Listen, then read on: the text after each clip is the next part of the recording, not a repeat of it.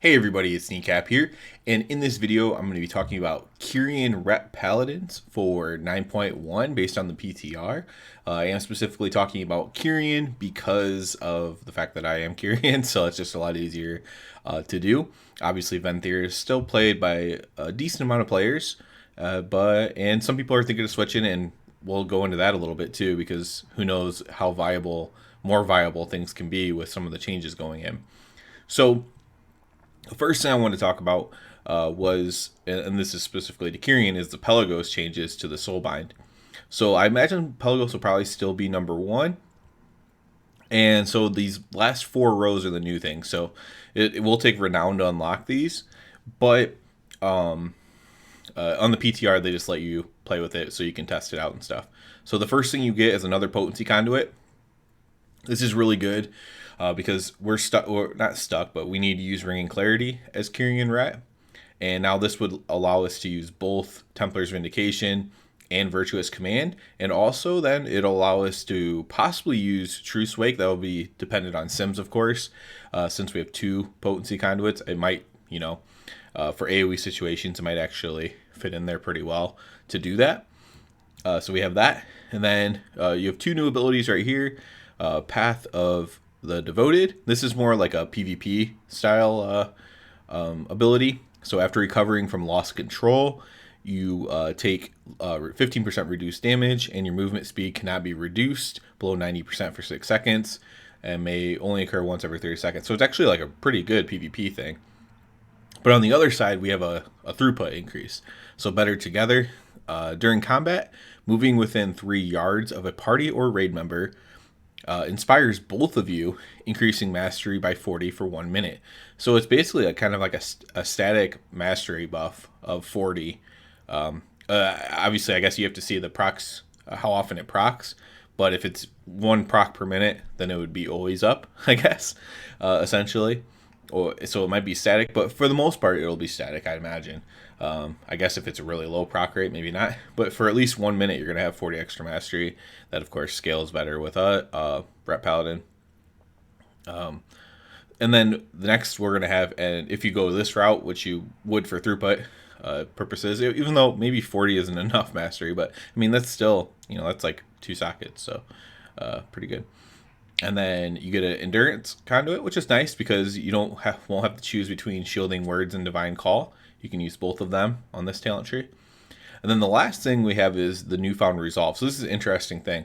So we're already having to collect orbs from our combat meditation, but at any moment during combat, is the way it's worded, there's a low chance, and I found out it's about 0.66 procs per minute, so less than 1, and we'll talk about that too in a second. Low chance that you'll manifest your doubt for 10 seconds, and facing your doubt, literally looking at it, will increase your strength and stamina by 12% for 15 seconds. So a pretty substantial buff there. And I'll show you how that works on a training dummy as well. So I was playing with this. It seems to be about 0.66 procs per minute. So 2 procs every 3 minutes. Because of this, it's not going to align with your like execution sentence setups and stuff very often. But if it does, that's really good. It's just going to be complete RNG on that. So some people have complained because you're collecting orbs with Pelagos already, and now you have to turn and face a thing. It's not that hard, honestly. It's pretty intuitive, and pretty quickly the buff hits, so it's actually pretty good. So let's show you what that looks like. The other thing I want to say is it lasts for 10 seconds. That must be counting from literally when it leaves your body. When it's actually on the ground and you can face it, you actually have more like 7 seconds to face it, so it does have to be pretty quick. My advice is don't face it early. Wait a second or two, then face it, because then it's just immediate. So it takes like a second or so to register. But once it's like there, as soon as you face it, you get the buff. It works really well, actually. So let's see how that works a little bit here. It usually spawns.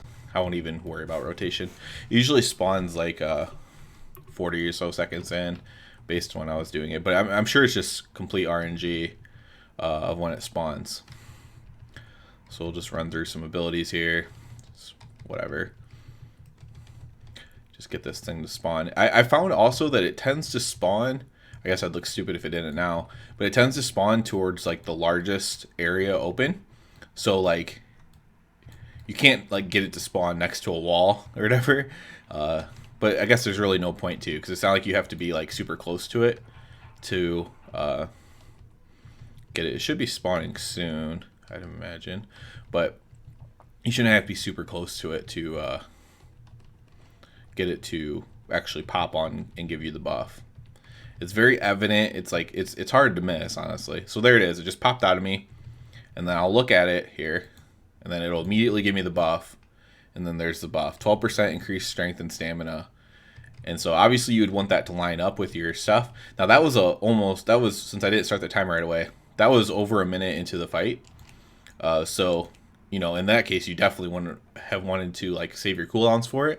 But I am interested to know once you can do sims and stuff on this, if it will ever be worth it to hold CDs to get this newfound resolve buff. 12% strength is nothing to sneeze at. I mean, that's pretty good. So I wonder if that'll ever be worth doing or not. But it does work really quickly. You just turn, face it, and it gives you the buff. And, you know, that could be quite good. So I imagine Pelagos is even better now. I haven't really explored too much as far as testing into the other two in this, because Pelagos is already by far the best. And then, you know, these things are not, you know, these things are pretty good that they're adding to it as well. Now, the only issue I see possibly happening is we don't have these yet, so there's no way to test them yet, is they're adding legendaries, Covenant legendaries as well. So the issue could possibly be is, will the Covenant legendaries be kind of changing the balance, right? So are they accentuating an ability, for example, which is likely to be the case. Now, if they accentuate Divine Toll, which is already really strong, then you'd imagine that would just be even stronger. But the problem is maybe they'll make it intentionally worse than Magistrate's Judgment or Final Verdict or something like that. But what if they make the one for Venthyr or the Lesser Covenants, Night Fae, Lesser Use Covenants, Night Fae, and Necrolord, if their legendary is super strong and becomes the best legendary, does that shift the power to a different covenant, to where Kyrian isn't even the best covenant anymore? And, you know, most people will admit that Kyrian is the best covenant overall for all types of gameplay in the game right now.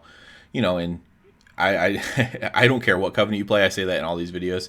I'm not really going to judge you for that.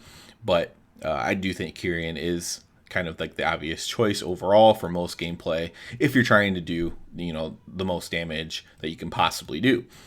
Venthyr is also pretty decent.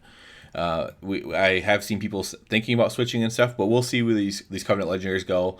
We'll get sims on everything. We'll see how good this newfound resolve is.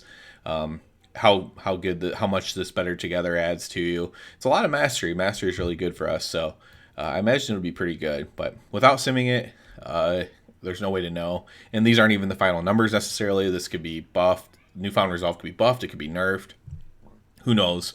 But it does work pretty well. That's what I was worried about. I was worried it would be a little bit glitchy, that you might have to run to the thing. But it's literally wait for it to spawn, and then just turn around and look at it real quick. And it can be, you can pretty much kind of like do a 360 and get it to proc. I haven't tried that yet, but it's very quick on getting that to proc on you. So, or apply the buff to you, I guess you'd call it. So I did want to do a little bit of video here. I'm very encouraged by this. I think with our scaling, and honestly, I think this Pelagos tree at least has the ability to be quite good.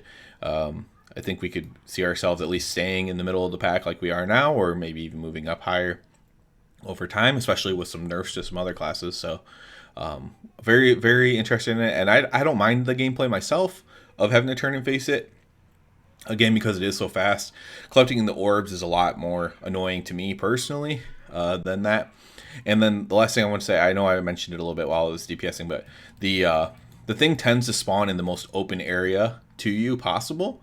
So like it's so like at first I thought, well, maybe I've tried it on a few places to kind of test this, but it's almost never going to spawn like next to a wall based on everywhere I've kind of DPSed at.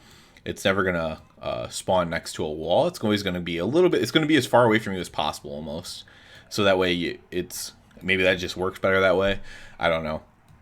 But regardless, I did have it spawn somewhat close to me once, probably like from this Larian thing to maybe right here. I had it spawn once, so pretty close, and it worked fine there. It works fine from like this wall to all the way over here.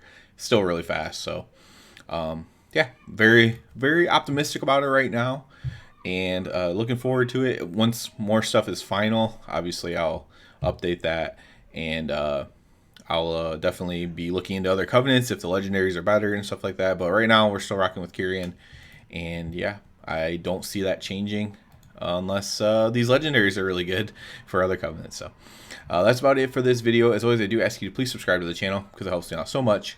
And other than that, everybody have a good one.